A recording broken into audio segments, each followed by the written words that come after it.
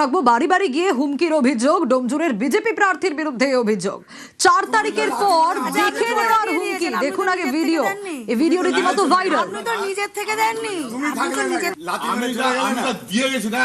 না না তুমি তো লাথি মেরে আচ্ছা আপনি কোথা দিয়ে দিয়েছেন? আপনি তো নিজের থেকে দেননি, তুমি তো নিজে চলে গেলে আপনি তো নিজের থেকে দেননি, তুমি আপনি তো থাকলে নিজের থেকে দেননি। আপনার এরা যা চিটিং মাটিং করেছে না, এই বাড়িতে একটা ব্যবসা আছে। যদি নিজে থেকে দিতেন তাহলে জানতাম যে হ্যাঁ আপনি নিজে থেকে দিয়েছেন। এই নতুন দল ক্লাব আমি নিজের জায়গা কিনে দান করে গেছি। নিজের টাকায় করেননি, নিজের টাকায় করেননি, শাসক দলের পার্টিতে নিজের টাকায় করেছেন। কার টাকা করেছি?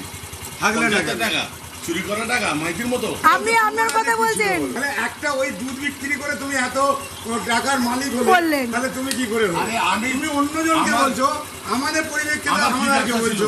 তুমি আজকে আমাদের শাসক দল থেকে আমাদেরকে লাথি মেরে চিটিংবাজি করতে কি করবে? চিটিংবাজি করতে তুমি চলে গেলে। চিটিংবাজি দেবাশিস রয়েছে, আরো বিস্তারিত জানাতে পারবে। দেবাশিসের পর কি হলো? কারণ বিজেপি প্রার্থী ডোমজুরের গোবিন্দ হাজরা, তার বিরুদ্ধে অভিযোগ এবং যে ভিডিও ভাইরাল তাতেও দেখা যাচ্ছে। এরপর কি হলো? আপনি তো নিজের দেখো থেকে এরপরে দেননি। কিন্তু এই ভিডিও ভাইরাল হওয়ার পরেই তৃণমূলের তরফ থেকে অর্থাৎ ডোমজুর তৃণমূলের যে প্রার্থী তাপস মাইতি তার তরফ থেকে নির্বাচন কমিশনের কাছে লিখিত অভিযোগ করা হয়েছে এবং পাশাপাশি এই ভিডিওটিও কিন্তু জমা করা হয়েছে, যেখানে দেখা গেছে জগদীশপুর এলাকায় ভোটারদের বাড়ি বাড়িতে গিয়ে গোবিন্দ হাজরা তিনি বলছেন যে এখানকার যে তৈরি হওয়া রাস্তা, সেই তিনি যখন পঞ্চায়েত প্রধান ছিলেন, তৃণমূল কংগ্রেসের প্রধান ছিলেন এক সময় 2021-এ তিনি দল বদল করেন। তার আগে এই এলাকার রাস্তা কল তিনি তৈরি করেছেন, ফলে সেখানে তাকে ভোট দিতে হবে।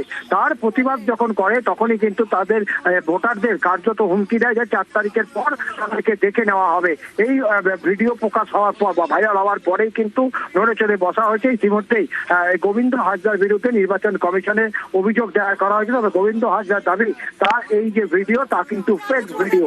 ফলে ইতিমধ্যেই এই ঘটনা ঘিরে কিন্তু রাজনৈতিক চাপানোতর রয়েছে ডোমজুর বিধানসভা অঞ্চলে। বেশ, এরা যা চিটিং মাটিং করেছে না, এই বাড়িতে একটা ব্যবসা আছে।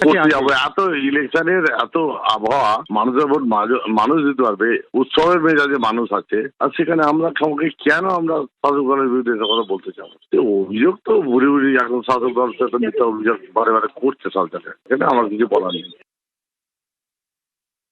বিজেপি প্রার্থী বাড়ি গিয়ে ভোটারদের সন্ত্রস্ত করছে, ভয় দেখাচ্ছে, হুমকি দিচ্ছে। আমরা নির্বাচন কমিশনকে জানানোর পরেও এখনো পর্যন্ত নির্বাচন কমিশন কোনো ব্যবস্থা নেয়নি। আমরা জানি না নির্বাচন কমিশন শুধু একটা দলের জন্য না সব দলের জন্য অবাধ শান্তিপূর্ণ নির্বাচন, যাতে সব ভোটাররা যাতে নির্বিঘ্নে ভোট দিতে পারে। প্রার্থী যদি ভোটারদের গিয়ে ভয় দেখায়, প্রচার শেষ হয়ে যাওয়ার পর কমিশন কোনো পদক্ষেপ গ্রহণ না করে, সাধারণ ভোটাররা ভীষণ রকম সন্ত্রস্ত হয়ে থাকবে। তাই এই বিষয়ে আমি নির্বাচন কমিশনের দৃষ্টি আকর্ষণ করছি।